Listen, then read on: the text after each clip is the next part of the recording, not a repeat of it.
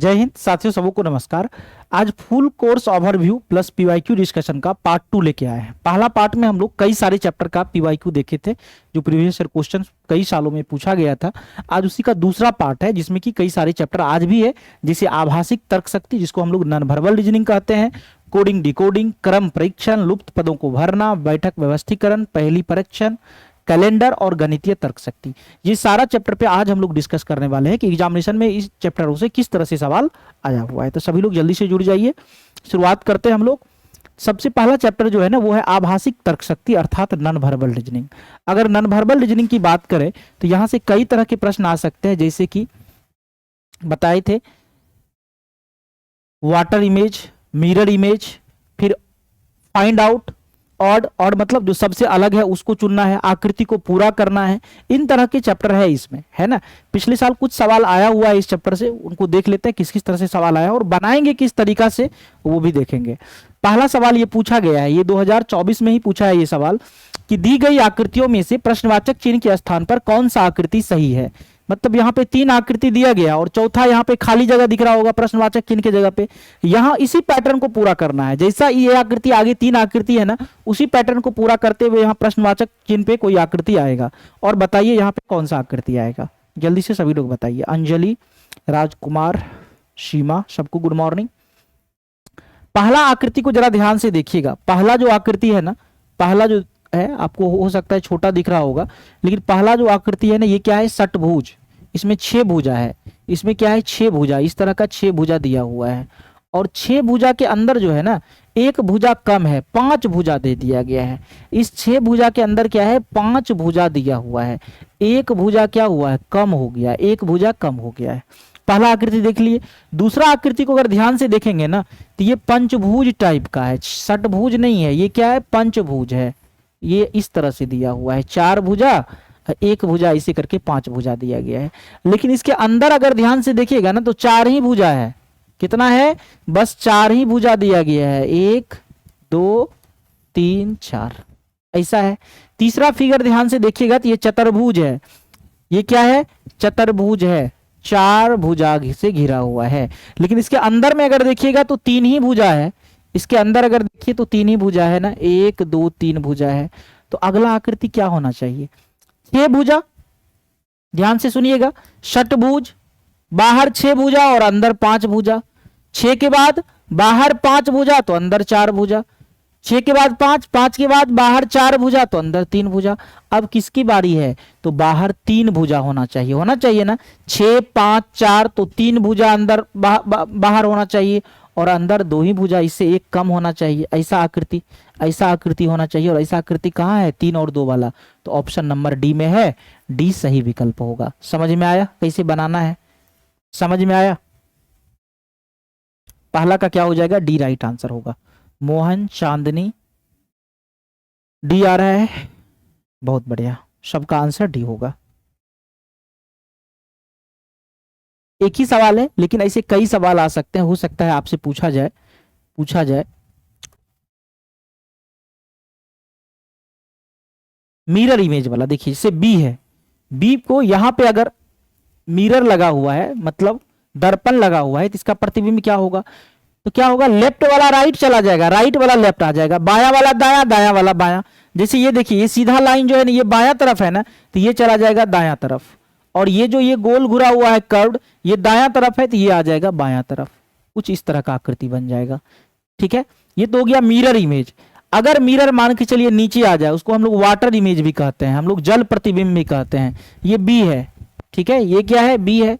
और यहाँ पे ये वाटर इमेज है, जल प्रतिबिंब बोलेंगे, या मिरर यहाँ है, वो भी कह सकते हैं। तो ऊपर वाला चीज नीचे आ जाएगा, बाया दाया पे कोई फर्क नहीं पड़ेगा, ऊपर वाला नीचे और नीचे वाला ऊपर चला आएगा, बस यही होगा, कोई फर्क नहीं पड़ेगा। ऊपर वाला नीचे और नीचे वाला क्या आ जाएगा, ऊपर आ जाएगा। बस नीचे वाला ऊपर आ जाएगा और ऊपर वाला पार्ट नीचे आ जाएगा। ऊपर वाला पार्ट क्या आ जाएगा, नीचे आ जाएगा, नीचे वाला ऊपर आ जाएगा। बस इतना ही होगा मिरर इमेज और वाटर इमेज में। समझ में आया। तो इससे भी प्रश्न आता है, कभी कभी जो सबसे अलग है उसे ढूंढना है, ये भी पूछ देता है। कभी कभी आकृति जो है सबसे जो अलग है उसे ढूंढना है। जैसे मान के चलिए एक आकृति ऐसा दे देगा, ये एस नहीं है, इसको समझिए कि एक फिगर दिया हुआ है, एक फिगर है, ऐसा समझिए, ओ दिया हुआ है, ठीक है, एल दिया हुआ है, एल दिया हुआ है, ठीक है, एल दिया हुआ है, एम दिया हुआ है, एम दिया हुआ है, ये चार क्या है, आकृति है, ये चार आकृति है, ये क्या है, आकृति है, इसको आप फिगर समझिए। इन चारों आकृति में, इन चारों आकृति में पूछेगा सबसे अलग कौन सा है, सबसे डिफरेंट कौन है, उसे आप ढूंढिए, तो क्या बताइएगा, चारों आकृति में सबसे अलग कौन सा है, ये बताइए। तो हम कहेंगे कि आकृति बी सबसे अलग है। सबसे अलग कौन है, आकृति बी। क्यों, क्योंकि ये ओ है, और ओ में क्या है, ये बंद आकृति है, बाकी ये क्या है, ये क्लोज्ड फिगर है। क्लोज्ड मतलब बंद आकृति है, ये बंद आकृति है, चारों तरफ से क्या है, बंद है, क्लोज्ड फिगर है, और बाकी सब क्या है, खुला है, खुला है, सब सिरा से खुला है, इसीलिए ऑप्शन बी राइट आंसर होगा। वीडियो फंस रहा है, रिफ्रेश कर लीजिए एक बार, ठीक है। तो कई सारे नॉन वर्बल रीजनिंग से प्रश्न पूछा जाता है। अब आइए कोडिंग डिकोडिंग की बात करते हैं। कोडिंग डिकोडिंग से कैसा प्रश्न पूछता है। कोडिंग डिकोडिंग मतलब क्या, जैसा है, जिस तरह से कोड किया गया है उसी तरह से हम भी कोड करेंगे। कई सारा इसका तरीका पढ़े हम लोग थ्योरी क्लास में। एक तो स्थान परिवर्तन के आधार पर, एक फॉरवर्डिंग ऑर्डर के आधार पर, फॉरवर्ड मतलब बढ़ना, बैकवर्ड ऑर्डर के आधार पर घटना, या विपरीत अक्षर, अक्षर का क्रम बदल देंगे, है ना, या विपरीत अक्षर लिख देंगे। बहुत सारे तरीका हम लोग पढ़े हैं थ्योरी क्लास में। तो क्वेश्चन देख लेते हैं कैसे पूछा गया है, जो एग्जाम में आया हुआ है। कवर COVER को 18, 5, 22, 15, 3 लिखा गया है। STIND को 111492019 लिखा गया है। तो प्लेट को क्या लिखा जाएगा, आप लोग बनाइए, क्या लिखा जाएगा। कवर, अच्छा कवर को कैसे लिखा पता है, कवर को इसने कैसे लिख दिया ऐसा, सबका अगर नंबर लिख दे हम, हर एक अक्षर का जो अपना एक स्थान होता है अगर वो लिख दे, जैसे सी तीसरा स्थान पे होता है 3 लिख देते हैं, ओ 15वां स्थान पे होता है 15 लिख देते हैं, भी 22वां पे होता है 22 लिख देते हैं, ई 5वां पे होता है 18वां। इसको कैसे लिखा है 18, 5, 22 पता है, इसको उल्टा क्रम में लिख दिया, इधर से लिख दिया दायां तरफ से, 18, 5, 22 ऐसे लिख दिया, 18, 5, 22, 18, 5, 22, 15, 3, 15, 3, यही है कि नहीं, उल्टा क्रम में लिख दिया। अब यहां भी आपको दिखा देते हैं STIND, STIND को क्या लिखा है, एस अंग्रेजी वर्णमाला में कहाँ है, 19वां स्थान पे है ना, एस कहाँ है 19वां स्थान पे है, टी कहाँ है 20वां स्थान पे है, आई नमा है, एन 14वां है, डी कहाँ है चौथा स्थान पे है। इसको क्या किया गया, उल्टा लिख दिया गया है, 4 से शुरू किया गया है, ठीक है, 4, 14, यहाँ पे 1 नहीं है, ये गलती से लिखाया है, यहाँ पे 1 नहीं है, ये 4 और 14 है, यहाँ पे थोड़ा सही कर दीजिए, यहाँ पे क्या है 4 है, ठीक है, समझ लिए। अब इसको क्या लिखा गया है, ये 4 लिखा गया है, 4 लिखा गया है, फिर 14 लिखा गया है, क्या लिखा गया है, इधर से दायां तरफ से देखिए 4, 14, 4, 14, फिर 9, 20, 19, 9, 20, 19 लिखा गया है कि नहीं, उल्टा क्रम में लिख दिया गया है। उसी तरीका से प्लेट को हमको लिखना है, तो पी के लिए क्या यूज करेंगे, 16, पी अंग्रेजी वर्णमाला में 16वां स्थान पे होता है, एल 12वां, ए पहला, टी 20वां, ई 5वां। दायां तरफ से लिखिए, किधर से लिखना है, दायां तरफ से, मतलब 5 को पहले लिख लेना है, 5 तब 20 लिखना है, तब 1 तब 12 तब 16, 5, 20, 1, 12, 16 कहाँ है, किस ऑप्शन में है, पहला ही ऑप्शन में तो है, पहला ही ऑप्शन में तो ही है, ऑप्शन ए आंसर हो जाएगा 1 का। तो एक पैटर्न समझना जरूरी है कोडिंग डिकोडिंग में, कि ये इसको ऐसा कैसे लिखा। अगर ये समझ में आ गया ना कि कवर को ये 18, 5, 22 कैसा लिखा, तो उसी पैटर्न के अनुसार हम प्लेट को भी लिख दिए, बस हो गया। कोडिंग डिकोडिंग का सवाल ऐसे ही बनता है। दूसरा, एक कूट भाषा में SURGE को ये लिखा है GITWU, तो बताइए लाइट को क्या लिखा जाएगा, लाइट को क्या लिखा जाएगा, जल्दी से आंसर कीजिए सभी लोग। SURGE, इसको क्या लिखा है, GITWU।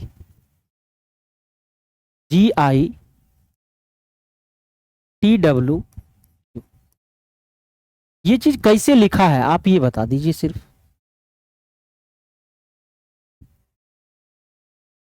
आसान है, इधर से देखिए, फिर से दायां तरफ से उल्टा क्रम में, क्रम उल्टा करके सोचिएगा, क्रम को उल्टा करके सोचिएगा। ई के बाद एफ को छोड़ के जी लिख दिया ना, इधर से देखिए, ई के बाद एफ को छोड़ के जी लिख दिया ना, जी के बाद एच को छोड़ के आई लिख दिया, आर के बाद एस को छोड़ के टी लिख दिया, यू के बाद वी को छोड़ के डब्ल्यू लिख दिया, और इसके बाद टी को छोड़ के यू लिख दिया। इसी पैटर्न के अनुसार हमें लिखना है लाइट को, L I ji H T light, L I ji H T, L I ji H T, ji H T light. Light का क्या होगा, इधर से लिखिए, टी के बाद यू को छोड़ देंगे हम बी लिख देंगे, एच के बाद आई को छोड़ के हम जे लिख देंगे, और जी के बाद एच को छोड़ के हम आई लिख देंगे, आई के बाद जे को छोड़ देंगे और के लिख देंगे, और एल के बाद एम को छोड़ करके एन लिख देंगे। लिख दिए, क्या हो गया, वी जे आई के एन, वी जे आई के एन। कहाँ है वी जे आई के एन, ऑप्शन नंबर डी में है, दूसरा का क्या हो जाएगा, डी है।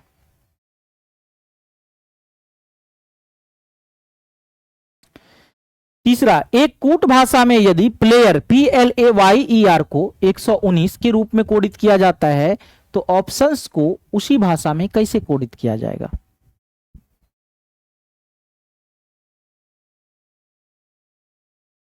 बनाइए सभी लोग। नंबर 3, अच्छा प्लेयर को कैसे लिखा इसने, 119 कैसे लिखा, कैसे लिखा, जोड़ के घटा के गुना करके क्या किया होगा। P 16वां स्थान पे है, ठीक, L 12वां स्थान पे है, A पहला स्थान पे, Y 19वां स्थान पे, E 5वां स्थान पे और R 18वां। अगर सबको हम जोड़ भी देते हैं ना, जोड़ देते हैं तो सबको जोड़िए तो 8 5 13 7 20 2 22, 8 5 13 9 22, 1 23 2 25, 6 31 का 1 बचेगा 3, 1 4 1 5 1 6 1 7, 71 होता है। क्या होता है, सबको जोड़ने पे 71 होता है, लेकिन ये लिखा क्या है, 119 लिखा है। ठीक है, 119 लिखा है, मतलब कितना ज्यादा लिखा है, 119 और 71 में कितना का फर्क है, 9 से गया 8, 11 में 7 गया 4, 48 ज्यादा लिखा है। ये 48 ज्यादा जोड़ेगा ना तब जाके पूरेगा 119, 71 तो पूरा, लेकिन इसमें 48 और एक्स्ट्रा जोड़ेगा ना तब जाके 119 पूरेगा। अब उसी तरह से ऑप्शंस का देखते हैं, ऑप्शंस OPTIONS, ऑप्शंस में सब अक्षर का स्थान लिखिए, O 15वां स्थान पर, P 16वां, T 20वां, I 9वां, O 15वां, N 14वां, S 19वां। सबको अगर हम जोड़ देते हैं तो 9 4 13 5 18 9 27 3 30 3 33 5 38 का 8 बचेगा 3, 1 4 1 5 1 6 2 8 1 9 1 10, 108 हो जाएगा। ठीक है, 108 हो जाएगा। यहाँ पे गलती हो रहा है जोड़ में, 16 12 1 19 5 और 18, 8 5 13 13 7 20 2 22 1 23 2 25 6 31 का 1 बचेगा 3 3 और 3 1 4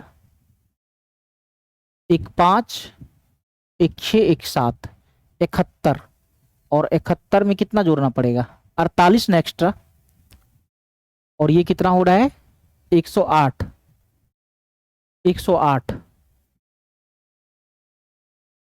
108। यही तो गलती हो रहा है, प्लेयर, एक बार इसको जोड़ लेते हैं, कुछ जोड़ने में तो गलती नहीं हो गया। प्लेयर है ना, पी अंग्रेजी वर्णमाला में कहाँ है, 16वां स्थान पे है, L 12वां, A पहला, Y 25वां, E 5वां और R 18वां। सबको जोड़ लेते हैं, 6 2 8 1 9 5 14 5 19 8, 19 8 27 का 7 बचेगा 2, 1 3 2 5 1 6 1 7, 77, 77, 119 में कितना जोड़ेंगे, 77 हो जाएगा। 77 में कितना जोड़ेंगे, 9 में 7 गया 2 और 11 में 7 गया 4, 42। अब सही है, इसमें एक्स्ट्रा हमने क्या जोड़ा, 42 जोड़ा, 42 जोड़ा, 42 क्या जोड़े, एक्स्ट्रा जोड़े। सबका जोड़ 77 आ रहा है, लेकिन एक्स्ट्रा क्या जोड़े, 42 जोड़े। तो यहाँ पे सबका जोड़ कितना आ रहा है, 108, तो एक्स्ट्रा क्या जोड़ना पड़ेगा, यहाँ भी 42 को अगर एक्स्ट्रा में हम जोड़ दें तो 42 को एक्स्ट्रा जोड़ दें तो 108 और 42 कितना हो जाएगा, 150 हो जाएगा आंसर। और ये कहाँ है, ऑप्शन नंबर ए में है ना, समझ में आया, ऑप्शन नंबर ए हो जाएगा 150 इसका आंसर। सबको जोड़े तो 77 ही आया, लेकिन लिखा है 77 को 119, तो कैसे लिखा होगा 77 को 119, एक्स्ट्रा इसमें 42 जोड़ दिया है, यही किया है ना। तो हम भी ये सब संख्या को जोड़े तो 108 आया, इसमें भी एक्स्ट्रा 42 जोड़ेंगे तो 108 और 42 150 आएगा, जो ऑप्शन ए में है। समझ में आया। आइए अगला प्रश्न देखते हैं।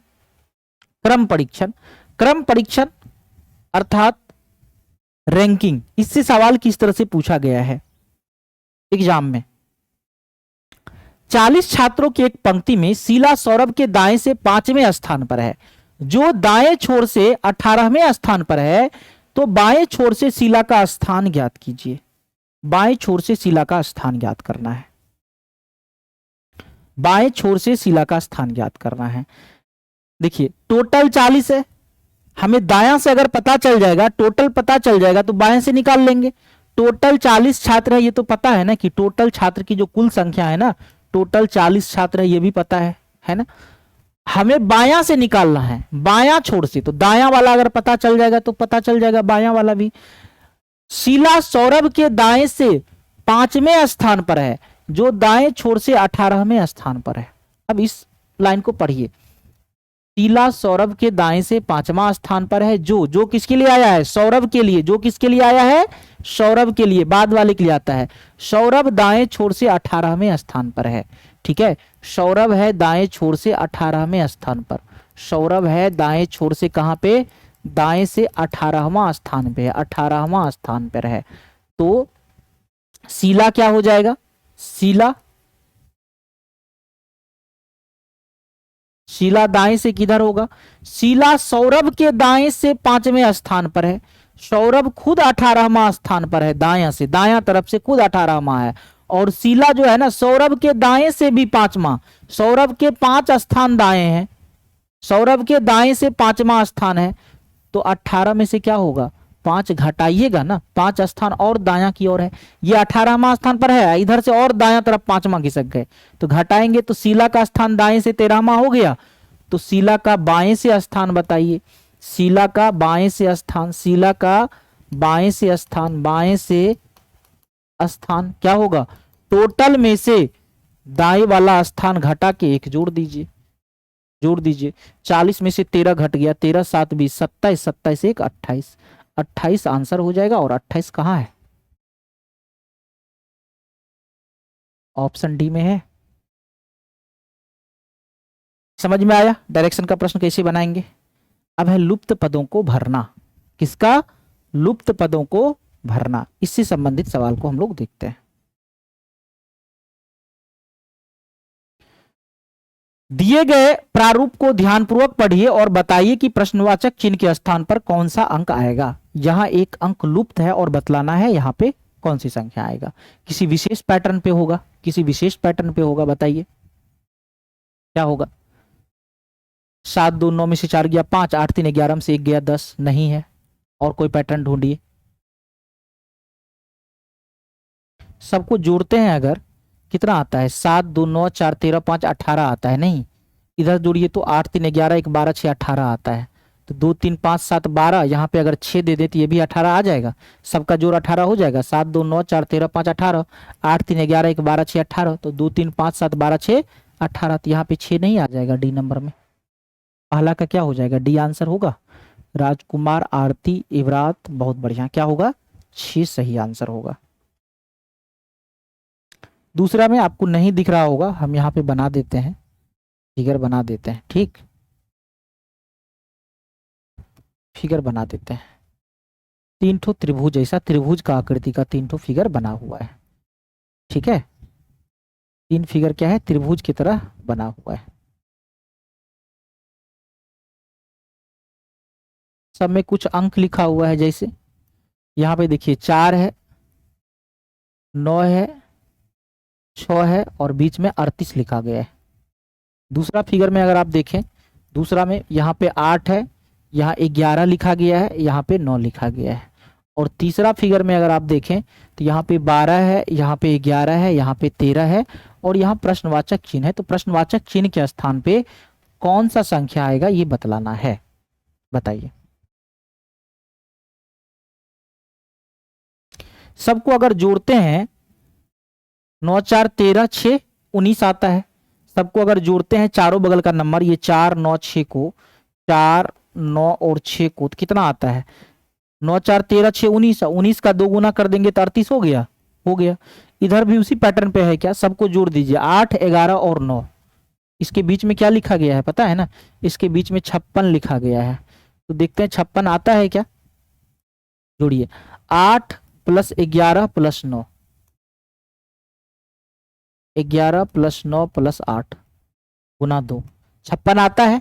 11 9 20, 20 8 28 का 2 गुना 56 आ गया ना 56। दोनों का पैटर्न सेम है, इसी पैटर्न पे इसको भी बनाएंगे। सबको जोड़ लीजिए 12 प्लस 13 प्लस 11, चारों तीनों बगल जो संख्या है ना तीनों शीर्ष पे जोड़ के गुना कर देंगे 2 से। 12 और 13 25, 25 एक 26, 10 36 का 2 गुना कितना हो जाएगा 72 ना।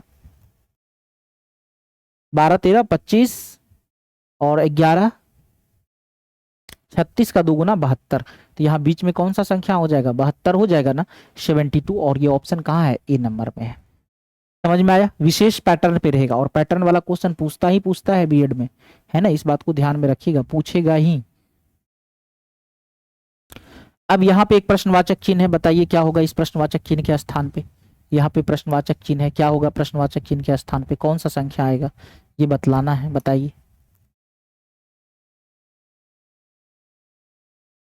या तो इधर से देखिए या इधर से देखिए, बताइए।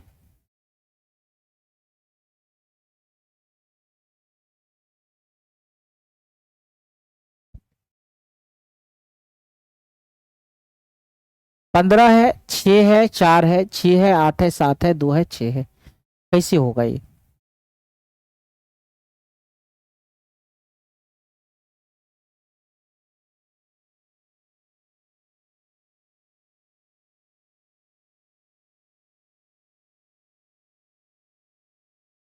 क्या होगा,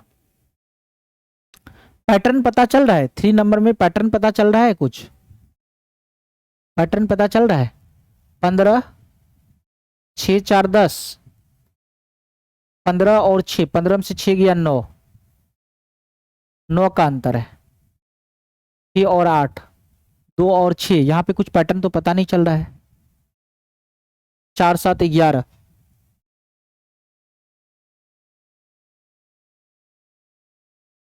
पैटर्न बताइए क्या है इसका, रो वाइज या कॉलम वाइज।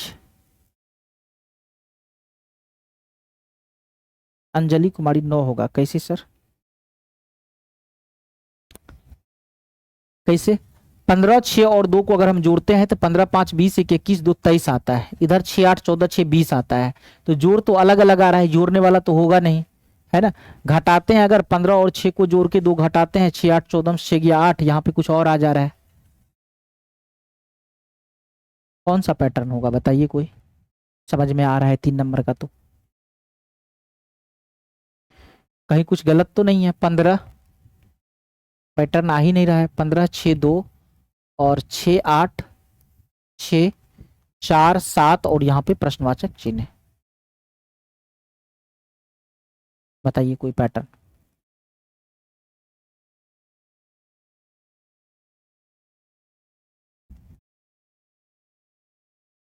15 में से 6 चला जाएगा 9, 9 4 13, 6 में से 8 नहीं जाएगा। 15 5 20 1 21, 21 और में से 4 चला जाएगा 17, 15 गुना 6 90 गुना 4, 6 गुना 8 48 गुना 7, 15 6 के 90 गुना 4 360, 6 8 48 गुना 7,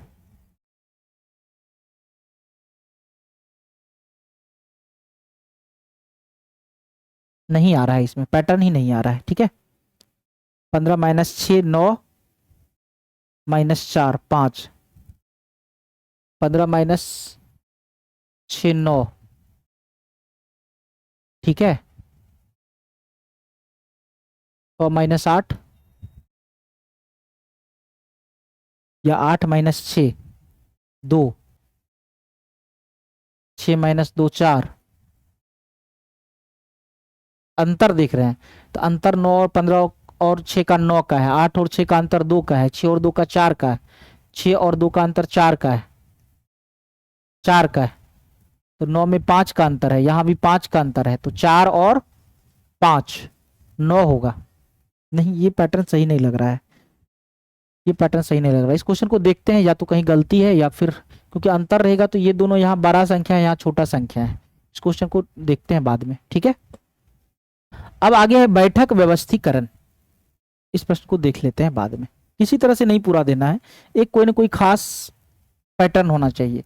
जैसे आप बोले ना 15 में से 6 गया सर 9 होगा, ठीक है, 9 का अंतर आया, और 9 और 4 का अंतर 5 हो रहा है, ठीक है, लेकिन 6 और 8 में से घटेगा नहीं, इधर बड़ा संख्या होगा, इधर छोटा संख्या आ गया, अब किसी तरह से नहीं पुराना है, ठीक है।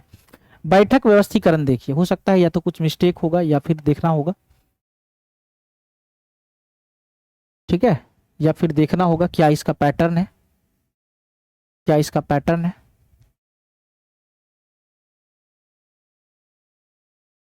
चलिए नेक्स्ट क्वेश्चन कर लेते हैं पहले बैठक व्यवस्थीकरण से। नीचे दी गई सूचना को सावधानी पूर्वक अध्ययन कीजिए और उनके नीचे दिए गए प्रश्नों का उत्तर दीजिए। 6 व्यक्ति एक खेल खेलते हुए एक वृत्त के केंद्र की ओर मुंह करके बैठे हैं। विजय सुधीर के बाईं ओर था, अमर सौरभ और राकेश के मध्य में था, नीरज अमर के बाईं ओर दूसरे स्थान पर था। बताइए जरा सा, बनाइए। सीटिंग अरेंजमेंट का जब भी प्रश्न आए, बोले थे ना पूछता है सीटिंग अरेंजमेंट का प्रश्न आता है एग्जाम में। कितने लोग हैं? 6 व्यक्ति है, 6 व्यक्ति को बैठा दीजिए, 1 2, ठीक है, 3 4 5 6, 6 व्यक्ति को बैठा दिए। प्रश्न में क्या कहा जा रहा है? विजय सुधीर के बाईं ओर था, विजय सुधीर के बाईं ओर, सुधीर लिख दिए और सुधीर के बाईं ओर विजय को बैठा दिए। किसको? विजय को बैठा दिए। विजय सुधीर के बाईं ओर था। अमर सौरभ और राकेश के बीच में था। अमर को कहां पे बैठाएं? अमर या तो यहां बैठेगा या यहां बैठेगा, तभी ना सौरभ और राकेश बैठेगा। तो अमर को अगर हम यहां बैठा दें पहले अमर को, तो सौरभ यहां बैठेगा, राकेश यहां बैठेगा। लेकिन ये जरूरी नहीं है कि सौरभ यहां बैठेगा, हो सकता है यहां राकेश बैठ जाए, हो सकता है ये भी कि यहां ही राकेश बैठे। अगर इधर राकेश बैठेगा तो इधर सौरभ बैठ जाएगा, ऐसा भी तो हो सकता है। ये तो नहीं बोला है कि इधर सौरभ बैठेगा कि इधर राकेश, सिर्फ बोला है कि राकेश और सौरभ के बीच में अमर बैठेगा। तो यहां सौरभ या राकेश कोई एक बैठेगा, इधर सौरभ तो इधर राकेश, और इधर अगर राकेश तो इधर सौरभ बैठ जाएगा, बीच में अमर बैठेगा। आगे पढ़िए। अमर सौरभ और राकेश के मध्य में था। नीरज अमर के बाईं और दूसरे स्थान पर है। अमर के बाईं और इधर आएगा ना, दूसरे स्थान, पहला स्थान दूसरा स्थान पे कौन बैठा है? नीरज बैठा है। कौन बैठा है? नीरज बैठा है। सारा लोग बैठ गया ना, देखिए सब लोग बैठ गए, लेकिन अभी तक राकेश और सौरभ का स्थान तय नहीं है, है क्या? राकेश और सौरभ का स्थान तय नहीं है। अगर राकेश इधर बैठा तो सौरभ इधर, सौरभ इधर बैठा तो राकेश इधर बैठेगा, ठीक है। विजय के दाहिनी और दूसरे स्थान पर कौन था? बताइए तो। विजय के दाहिनी और, पहला नंबर प्रश्न में जो लिखा हुआ है वो है विजय के दाहिनी तरफ आइए, राइट साइड ये हुआ। दाहिनी और दूसरे स्थान पे कौन था? पहला स्थान दूसरा स्थान कौन है? नीरज है। विजय के दाहिनी और दूसरे स्थान पे कौन है? नीरज है। तो पहला का आंसर क्या हो जाएगा? ए नंबर हो जाएगा, ए राइट आंसर होगा। इसी पे दूसरा प्रश्न है, इसमें 3 प्रश्न पूछा गया, देखते हैं निर्देश में लिखा गया 1 से 3 तक। तो पहला का आंसर क्या हो जाएगा? ए नंबर। दूसरा में कह रहा है नीरज और विजय के मध्य में कौन था? नीरज और विजय के मध्य में कौन था? आइए ढूंढते हैं। नीरज और विजय के मध्य में, नीरज यहां है और विजय यहां है, तो नीरज और विजय के मध्य में कौन है? सुधीर है ना। नीरज और विजय के मध्य में कौन है? सुधीर है। तो सुधीर आंसर क्या हो जाएगा? सी नंबर ऑप्शन लगाना है, सुधीर। दूसरा का क्या हो जाएगा? सी आंसर होगा। और तीसरा देखिएगा, अमर के दाहिनी और दूसरे स्थान पे कौन था? अमर के दाहिनी और दूसरे स्थान पे कौन था? अमर के दाहिनी और दूसरी स्थान पे, अमर यहां है ना, अमर के दाया किधर हो जाएगा? अमर का दाहिना किधर हो जाएगा बताइए? अमर का दाहिना इधर हो जाएगा, इधर बाया हो जाएगा, दक्षिण की ओर मुड़ा हुआ है ना, इधर है ना, तो दाया इधर बाया इधर। तो दाहिनी और दूसरे स्थान पे कौन है? विजय है। अमर के दाहिनी तरफ दूसरे स्थान पे कौन है? विजय है। अमर के दाहिनी और दूसरे स्थान पे कौन है? विजय है। और ऑप्शन बी नंबर हो जाएगा 3 का। तो सीटिंग अरेंजमेंट से भी प्रश्न आया हुआ है आपके एग्जामिनेशन में, है ना। सीटिंग अरेंजमेंट से भी प्रश्न आया हुआ है, कभी ना कभी आया है 2021-22 में इस तरह के, 24 में नहीं आके, लेकिन 2022 या 21 में इस तरह के प्रश्न पूछा गया है। अब आइए पहेली परीक्षण। पहेली परीक्षण, पहेली का मतलब ही होता है उलझा हुआ चीजें, और उलझा हुआ जो चीजें उसको सुलझा लेना है बस। टेबल के फॉर्मेट में सब कुछ स्पष्ट हो जाएगा। उलझा हुआ मतलब सब कुछ स्पष्ट नहीं होना, उसी चीज को जब हम टेबल के फॉर्मेट में बना के सब कुछ स्पष्ट रूप से लिख देते हैं तो वही हो जाता है पहेली को सॉल्व करना, है ना। कई सारा पहेली बताए हुए हैं क्लास में। आइए इस पहेली को देखते हैं। क्या है, निम्नलिखित सूचनाओं का अध्ययन कर दिए गए प्रश्नों का उत्तर दीजिए। एक प्रतियोगिता परीक्षा में 5 व्यक्ति ABCDE प्रतिभागी है। एक खेल का मास्टर, एक अध्ययन घटनाओं का मास्टर और एक कला और संस्कृति का मास्टर है। A और D अविवाहित महिलाएं हैं और उनकी पकड़ किसी भी विषय में नहीं है। E विवाहित जोड़े का पति है। B C का भाई है और ना तो अध्ययन घटनाओं का मास्टर है, न ही कला और संस्कृति का। कोई भी महिला अध्ययन घटना और कला संस्कृति पर पकड़ नहीं रखती है। ध्यान से सुनिएगा, इतना ही दिया हुआ है और इस पजल को सॉल्व करना है। इससे 3 प्रश्न पूछा है, 3 प्रश्न। पहला प्रश्न अद्यतन घटनाओं का मास्टर कौन है, दूसरा प्रश्न खेल का मास्टर कौन है और तीसरा कला और संस्कृति का मास्टर कौन है। यही 3 प्रश्न को सॉल्व करना है, यही पूछा गया है आपके प्रश्न में। चलिए बनाते हैं इसको, पहले छोटा कर लेते हैं ताकि जगह बच जाए और हम लोग प्रश्न को सॉल्व कर सके आसानी से। चलिए यहां बनाते हैं इस प्रश्न को। क्या कहा गया है, 5 प्रतियोगी है। कौन कौन, कॉलम खींच देते हैं।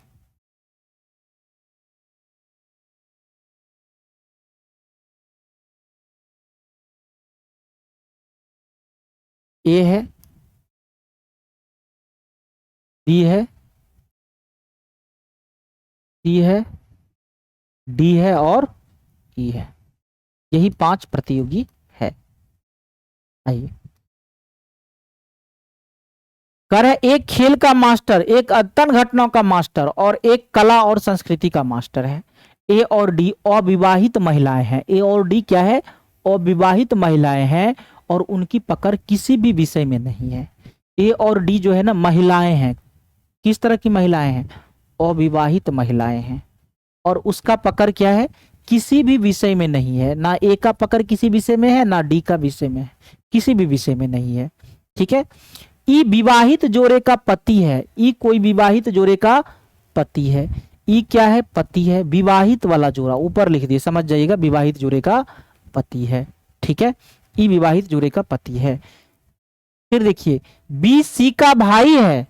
बी कौन है, सी का भाई है और ना तो अद्यतन घटनाओं का मास्टर है, ना ही कला और संस्कृति का है। बी भाई है, किसका, सी का भाई है। सी का भाई है, सी कौन है भी पता नहीं है। बी सी का भाई है और ना तो अद्यतन घटनाओं का, ना ही कला और संस्कृति का। ये अद्यतन घटनाओं का ना है, अद्यतन घटनाओं का ना ही है, ना ही कला संस्कृति का है, ना ही कला संस्कृति का मास्टर नहीं है। ठीक है, कोई भी महिला अद्यतन घटना और कला संस्कृति पर पकड़ नहीं रखती है। कोई भी महिलाएं अद्यतन घटनाएं और कला संस्कृति पर पकड़ नहीं रहती है। अब एक बात देखिए, ई किसका होगा, ई विवाहित जोड़े का पति है। अब ई का पति कौन होगा, ए नहीं होगा। कहिएगा क्यों सर, क्योंकि ये क्या है, अविवाहित महिलाएं हैं। डी नहीं होगा क्योंकि डी अविवाहित महिलाएं हैं।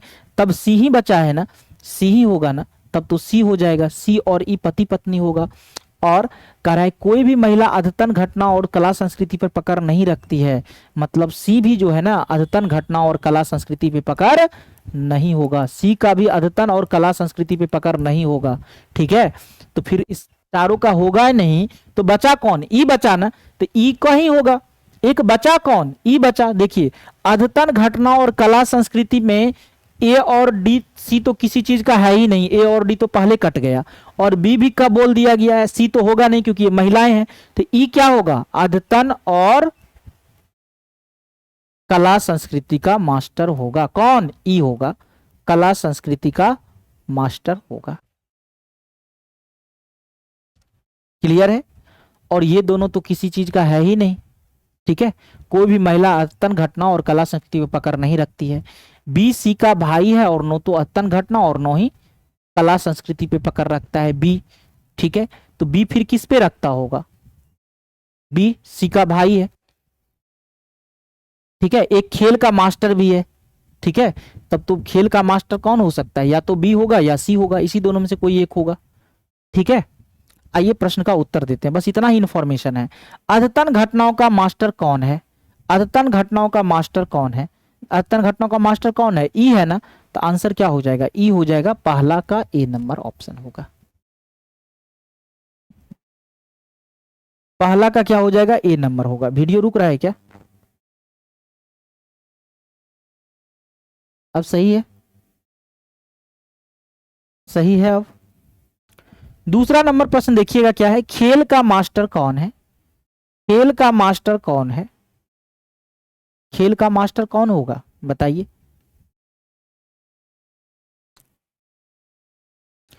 ए और डी तो किसी चीज का मास्टर होगा नहीं, ठीक है। और विवाहित जोड़े का पति है, कोई भी महिला आतंक घटनाओं और कला संस्कृति पर पकड़ नहीं रखती है, तो ये पुरुष होगा, ठीक है, जो खेल का मास्टर होगा। बी क्या होगा? खेल का मास्टर होगा। बी क्या होगा? खेल का मास्टर होगा। और तीसरा नंबर है, कला और संस्कृति का मास्टर कौन है? अध्ययन और कला संस्कृति तीनों का तो ई ही है ना, तो ऑप्शन नंबर क्या हो जाएगा? 3 हो जाएगा, ठीक है। तीनों प्रश्न बन गया यहां से। अब आइए कैलेंडर चैप्टर। कैलेंडर चैप्टर से क्या पूछा गया है? कैलेंडर चैप्टर से, कैलेंडर से किस तरह का प्रश्न एग्जाम में पूछते हैं ना सर, कैलेंडर से क्या प्रश्न पूछता है, किस तरह का प्रश्न पूछा जाता है? वीडियो रुक रहा है ना काफी, सही है। कैलेंडर चैप्टर से किस तरह का प्रश्न पूछा गया है? यदि 25 फरवरी 2008 का दिन सोमवार हो, सोमवार रहा हो, क्या रहा हो? सोमवार रहा हो, सोमवार रहा हो, तो 15 मार्च 2008 का दिन कौन सा होगा? ये कैलेंडर से प्रश्न आया हुआ है आपके प्रीवियस ईयर क्वेश्चंस का। देखिए कैसे सॉल्व करते हैं इसको। 25 फरवरी 2008 का दिन सोमवार है, 25 फरवरी 2008 का दिन क्या है? सोमवार का है, सोमवार मतलब मंडे का दिन है। तो बताना है 15 मार्च, 15 मार्च 2008, ईयर तो सेम है ना, 2008, तो 25 फरवरी से लेकर 15 मार्च तक दाना है, 2 ही महीना का बात ही है, एक फरवरी और दूसरा मार्च, दूसरा मार्च। अब आइए फरवरी में कितना दिन और बचा है? 25 फरवरी बीत चुका है, तो फरवरी तो 2008 है, लीप ईयर होगा ना, और लीप ईयर में कितना दिन? 29 दिन का फरवरी होता है, जिसमें 25 दिन शेष बीत गया है। 25 दिन अगर बीत गया तो शेष बचा कितना? 29 में से 25 चला गया, तो फरवरी में 4 दिन और अभी शेष है, फरवरी में 4 दिन अभी और शेष बचा हुआ है फरवरी, समझ में आ गया। और मार्च कहां तक जाना है? 15 मार्च तक बढ़ना है, 15 मार्च तक बढ़ना है, तो टोटल दिन कितना हो गया? 19 दिन, 19 दिन हो गया। टोटल कितना दिन हो गया फरवरी मार्च मिला के? 19 दिन हो गया, 19 दिन। अब 19 में अगर 7 से भागा दीजिएगा ना, 7 से क्यों भागा देते हैं? हर एक 7 दिन के बाद क्या होता है? दिन का रिपीटेशन होता है, पुनः वही दिन आ जाता है, इसीलिए 7 से भागा देते हैं। तो शेष कितना बचा? शेष बचा 5। तो 5 ही दिन ना और जोड़ना पड़ेगा हमको, एक्स्ट्रा दिन 5 ही ना आया, तो सोमवार में 5 जोड़ दीजिए, सोमवार में 5 जोड़ दीजिए, सोमवार में 5 जोड़ दीजिए, मंगलवार, बुधवार, गुरुवार, शुक्रवार, शनिवार। आंसर क्या हो जाएगा? शनिवार हो जाएगा। आंसर क्या हो जाएगा? शनिवार। आप सबका आया है आंसर शनिवार, सैटरडे, बिल्कुल सैटरडे सबका आंसर आ रहा है, सैटरडे ऑप्शन बी हो जाएगा। एक्स्ट्रा दिन देखना है, 19 में 7 से भागा देंगे 5, 5 ही दिन ना जोड़ना पड़ेगा। लेकिन दिन को जोड़ने वक्त ध्यान रखिएगा, फरवरी में कितना दिन शेष बचा है? तो 4 दिन, क्योंकि ये 2008 का फरवरी है, लीप ईयर वाला 29 दिन का होता है, 25 दिन चला गया तो फरवरी में बचा 4 दिन। और मार्च में कहां तक जाना है हमको? 15 मार्च तक, तो मार्च में बचा हुआ 15 दिन, तो 4 और 15 मिलकर 19 दिन भरा टोटल। 25 फरवरी से 15 मार्च तक 19 दिन हुआ, 7 दिन पे दिन का रिपीटेशन होता है, 7 से भागा दिया शेष 5, तो सोमवार में 5 जोड़ दिए, शनिवार आंसर हो गया। तो कैलेंडर में इस तरह के प्रश्न आए हुए हैं। अब गणितीय तर्क शक्ति में क्या क्या प्रश्न पूछा गया ये देखिए।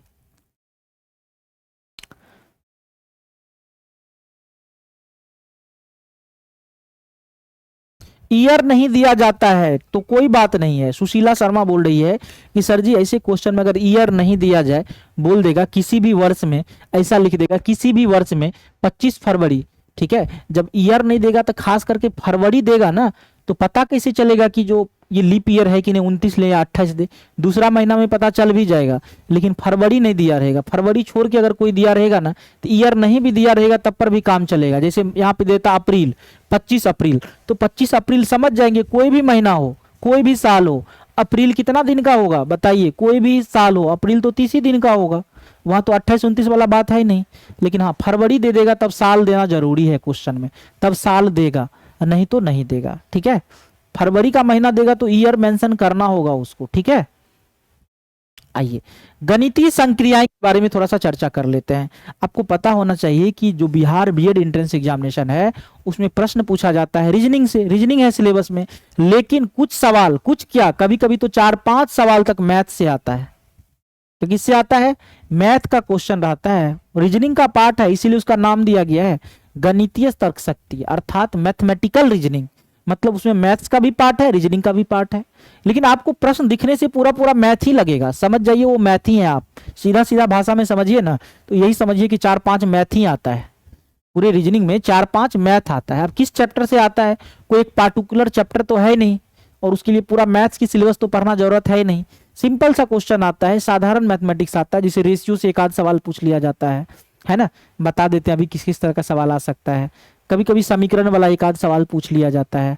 सांख्यिकी जिसमें कि माध्य माध्यिका बहुलक होता है, उससे एक आध सवाल पूछ लिया जाता है। तो यही 3-4 चैप्टर से मिलाकर के 4-5 सवाल मैथ का रहता है, इस बात को ध्यान में दें। तो ये मत बोलिएगा कि सर मैथ भी आ गया रीजनिंग में, नहीं आता है, पहले से ही आता है ना, कोई नई बात नहीं है। आइए पहला प्रश्न है कि 53 रुपया की राशि को एबीसी के बीच इस प्रकार विभाजित किया जाता है कि ए को बी से 7 रुपया अधिक मिलता है और बी को सी से 8 रुपया अधिक मिलता है, तो उनके हिस्से का अनुपात क्या होगा? ए बी सी 3 लोग हैं। देखिए ये मैथमेटिकल रीजनिंग का प्रश्न है, लग रहा है रेशियो का प्रश्न है, रेशियो का प्रश्न है, अनुपात का प्रश्न है, लेकिन इस प्रश्न को हम बनाएंगे कैसे पता है? ऑप्शन से। शुमा गुड़िया टाइम एंड वर्क से क्वेश्चन था, हो सकता है बेबी, मानसी कुमारी। चलिए सर बीएड एग्जाम कब है? मई में है, 24 मई। बेबी आरजू फॉर्म का लास्ट डेट है 28 अप्रैल तक। फॉर्म जो लोग नहीं सबमिट किया जरूर सबमिट कर दीजिए सभी लोग। आइए 53 रुपया की राशि को बांटना है, ऐसे बांटना है ना कि ए को बी से 7 रुपया अधिक मिल जाए। अब देखिए ए बी सी 3 लोग हैं ना, यहाँ पे कर है ए को बी से 7 रुपया अधिक मिले और बी को सी से 8 रुपया अधिक मिले, ये ए बी सी मिला। ए को देखिए तो बी से 7 रुपया अधिक मिला है, कहिएगा हाँ सर। बी 20 है, ये 7 है, 27 है, 7 रुपया अधिक मिल गया है, ये तो 7 रुपया अधिक मिला है ए को। और बी को सी से 8 रुपया अधिक मिला है, कहिएगा हाँ सर 8 रुपया अधिक मिला है, ये भी सही है। अच्छा ये तो सही है, लेकिन टोटल मिला के 53 रुपया पुर रहा है क्या? ये भी देखना जरूरत है। सबको जोड़ेंगे तो 7 2 9 और 1 2 3 2 5 59 रुपया पुर रहा है, 53 थोड़ी ही पुर रहा है। आंसर गलत हो जाएगा, ए नंबर वाला ऑप्शन क्या हो जाएगा? गलत हो जाएगा। बी नंबर में देखिए तो क्या बी से ए को 7 रुपया अधिक मिल रहा है? नहीं मिल रहा है, ये तो यहीं से ऑप्शन काट देंगे। सी नंबर में ऑप्शन में आइए, ए बी सी है ना, तो बी से ए को 7 रुपया अधिक मिल रहा है, कहिएगा हाँ सर 18 से 7 रुपया ए को ज्यादा मिल रहा है, 25 मिल रहा है। अच्छा सी से बी को 8 रुपया अधिक मिल रहा है, कहिएगा हाँ सर सी को 10 मिल रहा है, बी को 18 मिल रहा है, 8 रुपया ज्यादा मिल रहा है। तो बी से ए को 7 रुपया अधिक मिल रहा है और बी को सी से 8 रुपया अधिक मिल रहा है, और तीनों मिलके 53 हो रहा है, ये भी देखना जरूरत है। तो 8 5 13 का 3 बचा 1 1 2 1 3 2 5, तीनों मिलके 53 भी हो रहा है, इसलिए ऑप्शन नंबर क्या हो जाएगा? सी राइट आंसर होगा, C will be the right answer. ठीक है, ऑप्शन से बना लिए। किससे बनाए? ऑप्शन से इसी सवाल को बनाना है, ऑप्शन से बनाना है। दिखा रहे मैथमेटिकल रीजनिंग का क्या क्या प्रश्न आता है। अगर समीकरण वाला सवाल आया ना, तो ऑप्शन से बना लीजिएगा। अब आइए यहां पे देखिए, अनुपात से कई बार पूछा है इस तरह के सवाल। ठीक है, अनुपात वाला सवाल देखिए कैसे आता है। ए अनुपात बी बराबर 2:3, बी अनुपात सी बराबर 4:5, और प्रश्न क्या पूछा है पता है? ए अनुपात बी अनुपात सी, ये पूछा है, ए अनुपात बी अनुपात सी पूछा है। हम ऑप्शन से भी बनाने बताएंगे और इसका तरीका भी बताएंगे, दोनों चीज बताएंगे, ध्यान रखिएगा। और पूछता है तो मैथ का सवाल, लेकिन आता है रीजनिंग में। ये प्रश्न आपके बीएड एग्जामिनेशन में आया हुआ है, तो ये मत बोलिएगा कि सर मैथ का क्वेश्चन आ गया रीजनिंग में। आएगा, फिर से हम बता रहे हैं, आएगा। 3 4 5 प्रश्न तक आ सकता है, मैक्सिमम 4 से 5 प्रश्न आ सकता है। ठीक है, पिछले बार भी आया है। तो ए बी का रेशियो और बी सी रेशियो, पहले तो हम इसका तरीका बता देते हैं, शॉर्ट मेथड, फिर हम ऑप्शन से भी बता देंगे। ठीक है, आपको निकालना क्या है? ए अनुपात बी अनुपात सी ना। आपको क्या करना है? ए अनुपात बी अनुपात सी निकालने के लिए ध्यान दीजिएगा, आपको क्या करना है? ए बी सी अलग अलग है ना, तो आप पहले फर्स्ट वाले को फर्स्ट वाले से मल्टीप्लाई कीजिएगा। इसका प्रथम पद क्या है 2 है, इसका प्रथम क्या है 4 है, तो 2 को 4 से गुना कर देना है। क्या करना है 2 को 4 से गुना कर देना है। 2 गुना 4 कितना हो जाएगा 8 हो जाएगा, 8 हो गया। पहला काम ध्यान से समझिएगा, 2 को 4 से गुना कर दिए ये 8 हो गया, ठीक है। अब ये 3 को दोनों से गुना कीजिएगा, पहला पद से भी दूसरा पद से भी, तो 3 गुना 4 कितना हो जाएगा 12 हो जाएगा, 3 गुना 4 12 हो जाएगा। और 3 को 4 से कर दिए ना, अब 3 को 5 से भी कर दीजिए, 3 गुना 5 15 हो जाएगा। क्या हो जाएगा 15 हो जाएगा, 12 और 15 हो जाएगा, तो 8 12 15 आंसर हो जाएगा। 8:12:15 आंसर हो जाएगा। फिर से समझिए, फर्स्ट वाले को फर्स्ट से मल्टीप्लाई कर दिए, 2 गुना 4 8 हो गया, 3 को दोनों से कर दिए, 3 गुना 4 12, 3 गुना 5 15, ठीक है। ऑप्शन से कैसे बनाइएगा पता है, ऑप्शन से सुनिए कैसे बनाना है। जैसे डी नंबर ऑप्शन गलत है या सही हमको चेक करना है, तो ये ए बी सी यही ना है, ये ए है, ये बी है, ये सी है, तो ए बी को कटाइए, तो 12 दूना 24, 12 एक का 12, ये ए और बी का अनुपात 2:1 है, जबकि यहाँ 2:3 दिया है, तो ये गलत हो गया कि नहीं। यहाँ ए और बी का अनुपात ये कटेगा नहीं कटेगा, 2:5 है 2:5, यहाँ तो 2:3 है, तो बी ऑप्शन कट गया।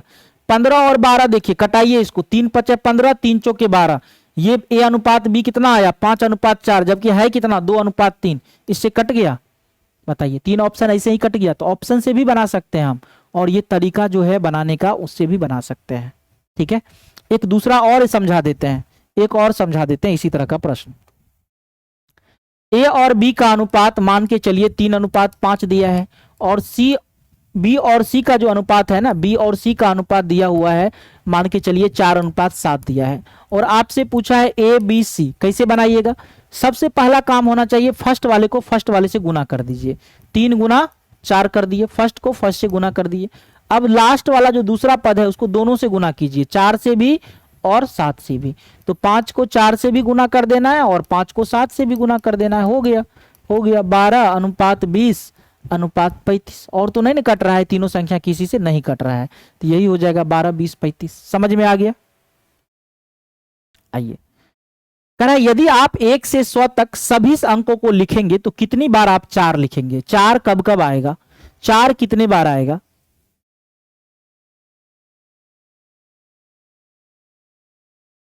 बताइए 4 कितने बार आएगा। 1 से 100 तक सभी अंक को लिखेंगे, 4 कितनी बार आएगा, समझ लीजिए, फिर आंसर भी आपको याद हो जाएगा। समझिए एक बार में 4 कितना बार आएगा। सबसे पहले आप देखिए इकाई स्थान पे कितना बार 4 आएगा और दहाई स्थान पे कितना बार 4 आएगा, इस बात को ध्यान में रखिएगा। इकाई स्थान पे अगर बात करें, इकाई स्थान पे तो कब कब 4 आएगा पता है,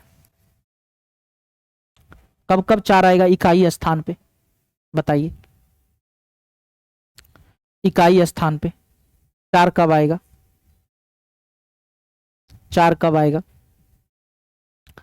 एक जगह तो सर 4 आएगा ही आएगा इकाई स्थान पे, 14 में आएगा, 24 में आएगा, 34 में आएगा, ठीक है 34 में आएगा, 44 में 2 बार आएगा, लेकिन हम इकाई वाला को काउंट कर रहे हैं, दहाई वाला को अलग करेंगे।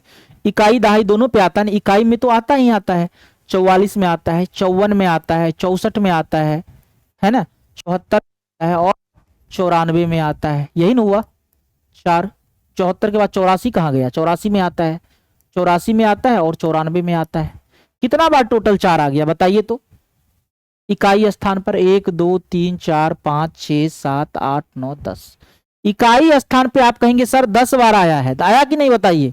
4 में इकाई स्थान पे, 14 में, 24 में, 34 में, 44 54 64 74 84 94, 10 बार आया। अच्छा दहाई स्थान पे 4 कितना बार आएगा, 1 से 100 तक का अंक लिखेंगे तो कहिएगा सर 40 में आएगा, 41 में आएगा, 42 में आएगा, 43 में आएगा, 44 में आएगा।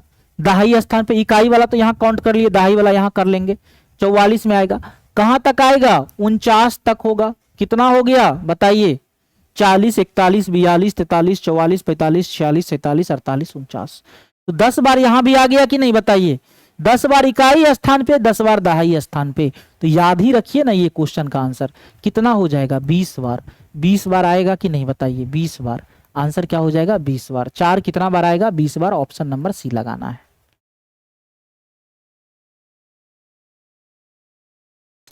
तो ये पूरा प्रीवियस ईयर क्वेश्चन आपको दिखा दिए कि एग्जाम में प्रश्न कैसे पूछता है। पजल से भी आया है, सिटिंग अरेंजमेंट से भी आया है, और इसके अलावा एक्स्ट्रा भी हम बतला दिए हैं कुछ चैप्टर। यही आपका सिलेबस है, इसी से प्रश्न हर एक साल आता है। लेकिन कुछ चीजें हम जब पढ़ा रहे थे, है ना, एप्स पे, तो कुछ चैप्टर एक्स्ट्रा पढ़ाया है। जैसे मैंने घन, घनाभ और पासा भी पढ़ाया है, जबकि उससे क्वेश्चन नहीं पूछा गया, लेकिन पढ़ा दिया। अगर हो सकता है आ जाए तो बना लेना है। क्लॉक, घड़ी चैप्टर से प्रश्न नहीं आया है, लेकिन मैंने घड़ी भी पढ़ाया है, हो सकता है घड़ी चैप्टर से आगे प्रश्न पूछ दे, है ना। तो कुछ चैप्टर को मैंने एक्स्ट्रा में भी पढ़ाया है, ताकि उससे भी अगर प्रश्न आ जाए ना तो आप वहां पे सॉल्व कर लें, है ना। तो रीजनिंग का पूरा सिलेबस कंप्लीट रूप से पढ़ाया है, और अगर आप इसको रिवीजन कर लेते हैं ना अच्छे ढंग से, तो एक भी प्रश्न आप रीजनिंग से नहीं छोड़ के आइएगा। हाँ, मैथमेटिक्स रीजनिंग का कुछ प्रश्न है, उसको भी आप सॉल्व कर लीजिएगा। जैसे कि अभी बताए ना, इस तरह के प्रश्न, कुछ सवाल जो है आपका माध्य माध्यिका बहुलक से भी आ जाता है कभी कभी, तो वो भी सवाल एक बार देख लीजिएगा, है ना। तो ये पूरा रीजनिंग का सवाल आपको, तो आज ये कंप्लीट हो चुका है आपका पीवाईक्यू डिस्कशन भी, सारा रीजनिंग का सिलेबस भी। तो इल्म बैच 3 बिहार बीएड के लिए है, जिसमें कि ये सारा फीचर्स अवेलेबल है। तो आप अपने दोस्त को बता सकते हैं इस बैच के बारे में, अपने पड़ोसी को, सगा संबंधी, सबको इल्म बैच 3 के बारे में आप बता सकते हैं। बैच का फी 499 नहीं बल्कि अभी 399 रुपया हो चुका है। और कैसे बाय करना है बैच, तो सबसे पहले डीम सेवक लर्निंग एप्स प्ले स्टोर से डाउनलोड करना है, रजिस्टर करना है। रजिस्टर करने के बाद जाना है यहाँ पेड कोर्स पे, फिर देखिएगा यहाँ इल्म बैच 3 है, यहाँ से बाय नो कर लेना है, पे ऑनलाइन करना है, जिस मेथड से पेमेंट करना चाहते हैं सेलेक्ट करके पे नो कर लेंगे, बैच एक्टिवेट हो जाएगा। या फिर इस नंबर पे स्कैनर मांग लेंगे, पे करके स्क्रीनशॉट भेजेंगे तो भी बैच एक्टिवेट हो जाएगा। पीडीएफ के लिए डीम सेवक टीचर्स टेलीग्राम ग्रुप है, यहाँ ज्वाइन कर सकते हैं। सर रिवीजन करता हूँ, कुछ कुछ क्वेश्चंस नहीं बन पाता है। हाँ, रिवीजन करेंगे, कुछ कुछ क्वेश्चन तो नहीं बनेगा, 100% कभी नहीं होगा, है ना। तब रिवीजन का मतलब क्या रह गया, जो क्वेश्चन नहीं बनता है उस पर मेहनत करना है, जो बन रहा है ठीक है, जो नहीं बन रहा है उस पर मेहनत करना है, देखना है कहाँ गलती किया है। यही तो सीखने का तरीका है, सीखने का यही तरीका है कि जो क्वेश्चन नहीं बन पाता है ना, जो बन पा रहा है वो समझिए सही है, जो नहीं बन पा रहा है उसी पे मेहनत करने की जरूरत है, उसी को और देखना है कि कहाँ मिस्टेक किए, कहाँ गलती हुई, इसको कैसे सुधारा जाए, उसी पे डिस्कस करना है। हमेशा प्रैक्टिस को इसीलिए किया जाता है कि उससे गलती पता चल सके कि कहाँ हम कमजोर हैं, है ना, किस चीज को अधिक सही करने की जरूरत है। सर कैलेंडर से क्वेश्चन हमेशा आता है क्या, कभी आता है कभी नहीं भी आता है, लेकिन आप कैलेंडर पढ़ के जाइए, आया है तो आ सकता है। कैलेंडर तो पढ़ा ही है, इल्म बैच 3 में भी पढ़ा है, आप कैलेंडर चैप्टर पढ़ के जाइए, हो सकता है आ जाए, आया है तो आएगा ही, है ना। आप नहीं मान के कैसे चल दे, हम पॉजिटिव हमेशा रहना है, हो सकता है आ जाए। तो मिलते हैं हम लोग नेक्स्ट में, और आज के लिए इतना ही, धन्यवाद। आपका पूरा सिलेबस कंप्लीट हो चुका है सर, आयु वाला। और जहां प्रॉब्लम है प्रैक्टिस सेट, सुबह में 8 बजे से daily Bihar BEd Jharkhand BEd के लिए प्रैक्टिस सेट होता है ना। सुबह में 8 बजे से डेली वहां पे जुड़ जाइए, ठीक है। वहां से हर एक तरह का प्रश्न आ जाता है, चाहे वो आयु वाला हो, मैथ्स वाला हो, रीजनिंग वाला हो, है ना। हर एक चैप्टर का डेली रिवीजन होगा क्लास में, हर एक चैप्टर का क्वेश्चन 25 क्वेश्चन डेली लेकर के आते हैं, है ना। तो उस टाइम में आप प्रैक्टिस जरूर करें। तो मिलते हैं हम लोग नेक्स्ट क्लास में, आज के लिए इतना ही, धन्यवाद।